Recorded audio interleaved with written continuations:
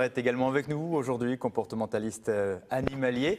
Mathieu Cassel, vous avez trois enfants, c'est ça, deux filles et un garçon. Est-ce que vous avez des chiens également à la maison? J'ai deux chiens. Ouais, donc ce que Magali va vous raconter, ça va sans doute vous intéresser, puisque le petit chiot, on se souvient, à 15 jours, est arrivé à la maison. Vous avez expliqué comment faire pour qu'il trouve sa place au sein de la famille. Aujourd'hui, on va parler de la propreté du chiot. Tout à fait. Donc le chiot arrive, il a à peu près 2 mois. Oui, c'est l'âge idéal pour adopter un petit chiot. Donc en fait, quand on prend le petit chiot à 2 mois, forcément, il n'est pas propre. Hein. C'est comme un bébé. Il ne peut pas, en pleine journée, le chiot, il peut tenir 1 heure maximum sans faire pipi et la nuit de 3 heures. Donc il va falloir lui apprendre à être propre et le sortir régulièrement.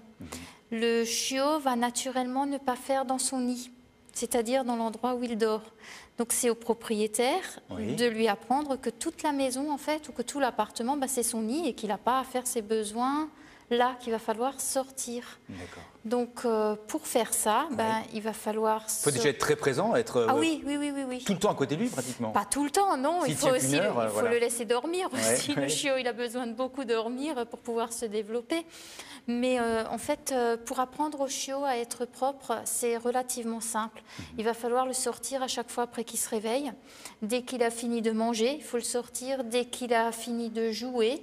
En fait, à chaque fois que le chiot passe d'une phase à une autre, il faut le sortir pour lui faire comprendre qu'il doit faire ses besoins dehors. Naturellement, on le félicite quand il fait pipi caca dehors. Hein. On ne le gronde pas. Bon, si jamais il y a un accident, alors, il a fait pipi dans la chambre à coucher non, vaut mieux pas dans la chambre à coucher. La chambre est interdite. On a vu ça Donc, si jamais il a fait dans le salon, s'il a fait dans le salon, la porte était ouverte, il est rentré. Voilà, il est rentré, il a fait pipi. Dans le salon, par exemple. Alors, qu'est-ce qu'il faut faire? Si on n'a pas surpris le chiot sur le fait, on ne le gronde pas. C'est un non-sens pour le chiot, ça ne sert à rien de gronder un chiot qui a fait pipi alors qu'on ne l'a pas vu faire. Par contre, si on surprend le chiot en train de s'accroupir et de vouloir faire pipi, là on le prend directement par la peau du cou, on lui dit non, pas ici, enfin on le prend et on le sort. En principe, le chiot il arrête de faire pipi quand on le soulève et quand on l'emmène dehors. S'il continue, ma foi, tant pis. Hein. Et s'il termine dehors... là, on le félicite chaudement. Il va vite comprendre que dedans, il se fait gronder et dehors, il va faire ses besoins dehors.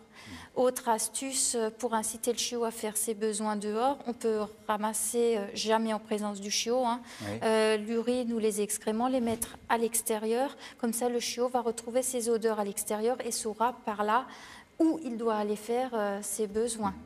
Et le chiot, après... est autonome, on va dire, vers 6-7 mois. Vers 6 mois, le chiot arrive à tenir quelques heures. Après 7 mois, si le chiot n'est toujours pas propre vers 7-8 mois ou à l'âge adulte, là, c'est qu'il y a une pathologie comportementale. Et là, il faut aller consulter quelqu'un. Il faut aller voir ce qui se passe, parce que là, il y a un trouble du comportement. Pour le propriétaire du chien. Oui, enfin les deux doivent aller voir le propriétaire avec son chien.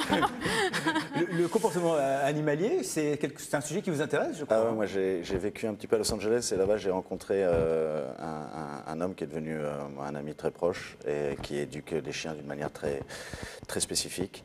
Et il m'a appris l'éducation canine. Et il y a une jolie histoire avec lui. Il a un enfant qui est autiste. Et qui est né autiste, et il a éduqué avec les mêmes techniques qu'il utilise pour les chiens.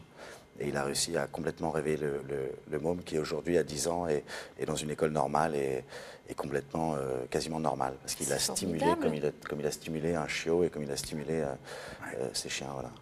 Il a joué d'une manière animale avec lui et c'est ce que le gamin...